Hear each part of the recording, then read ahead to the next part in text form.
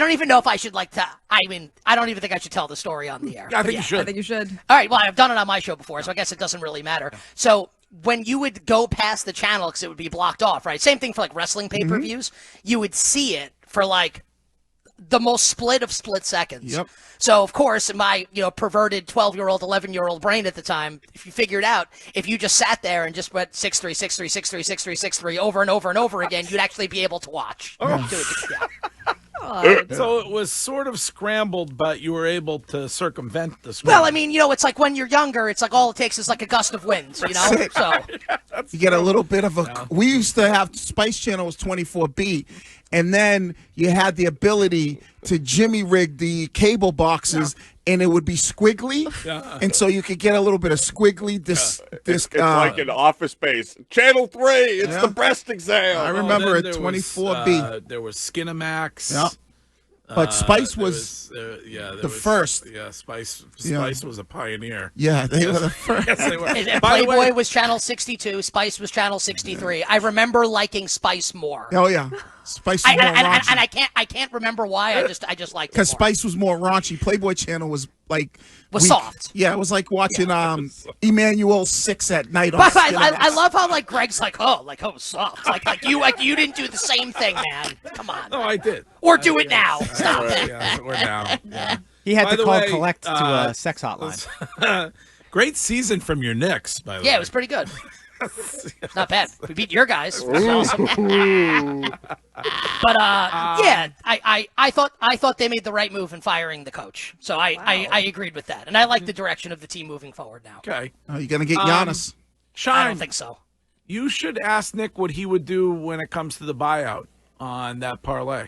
Oh yeah, so Nick, there's this the kid is going around the internet. He had like a $13 champions parlay, 5-leg parlay. He hit the first 3, and he's down to the Thunder and the Oilers to win their respective titles. The cash out at one point got up to $127. I think at last check it was right around $107,000. Would you just take the cash out, or are you just going to let it ride? Well, it really, I'll say this always because I get asked this question a lot about like, what do I cash out?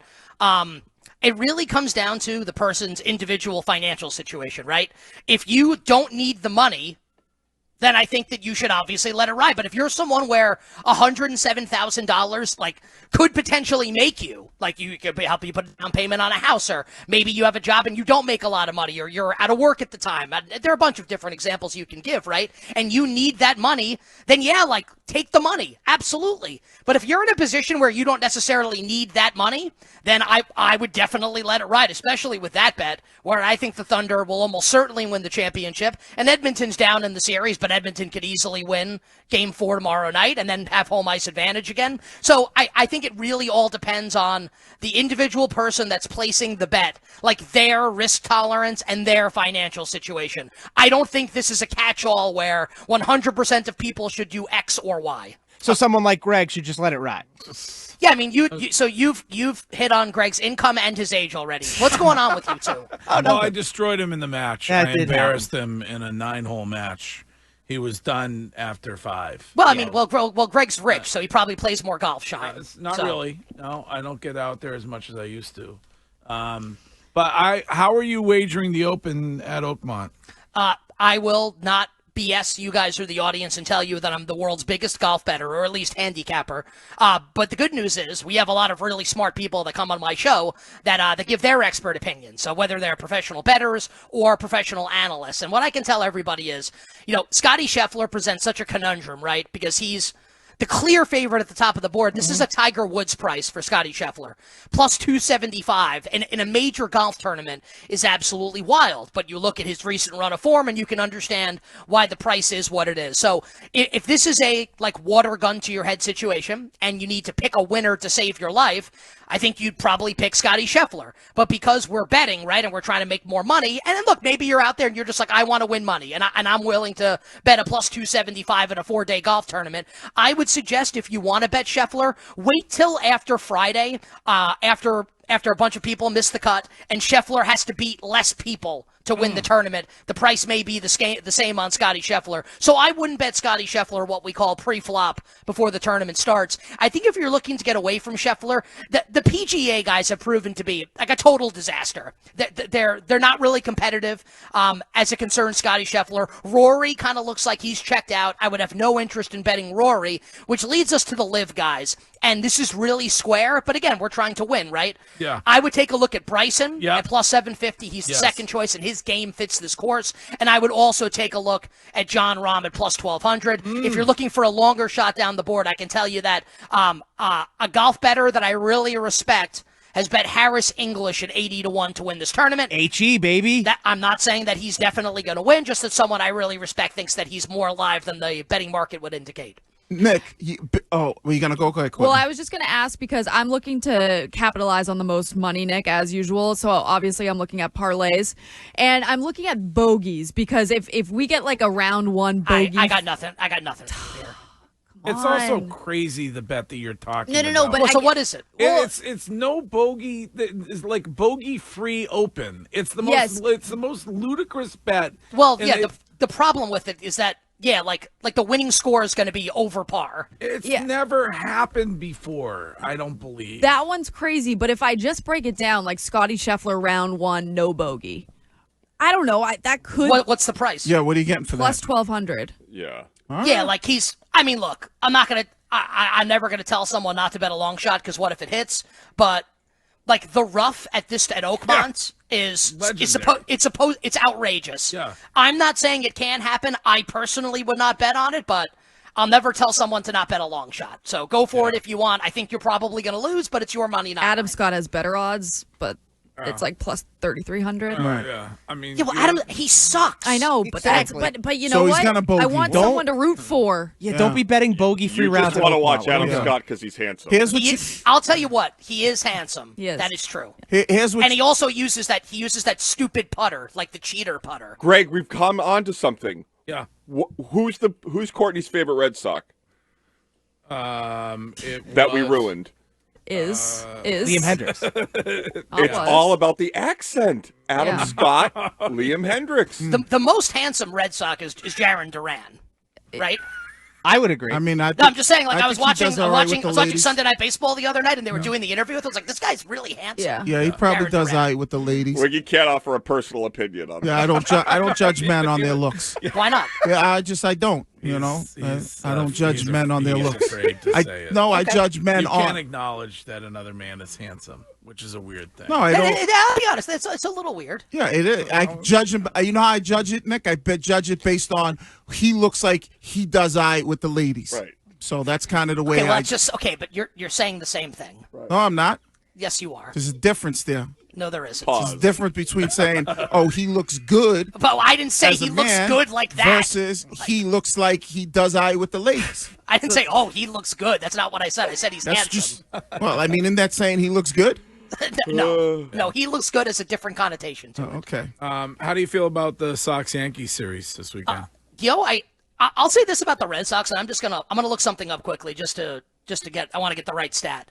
So the Red Sox are 3 games under right now, right at 33 and 36.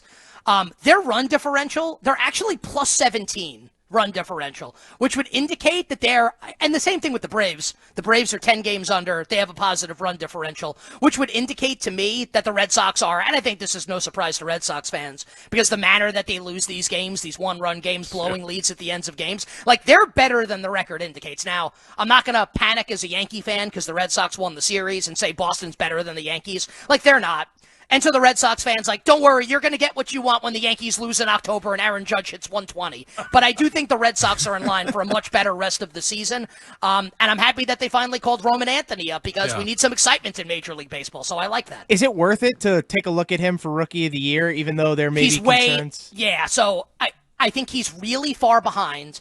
And the problem with AL Rookie of the Year, and I'll do like 20 seconds on this to be quick, when Jack Caglione got called up by the Royals, like a week and a half ago at this point, he was Roman Anthony before Roman Anthony, like a week earlier, right? Highly touted prospect. The problem with those two, and they're both really exciting, is that Jacob Wilson of the Athletics is basically like mini Ichiro. He's not Japanese, but I mean, the way that he hits the baseball is insane. And he's a massive favorite to win the award. He's minus 550, and he should be. So it's not just like great, Roman Anthony can be awesome. He has to be awesome and better than Jacob Wilson and make up the difference that Jacob Wilson has put between him and the field. I would not look to bet either of those guys at price. I think Wilson's very likely to win the award.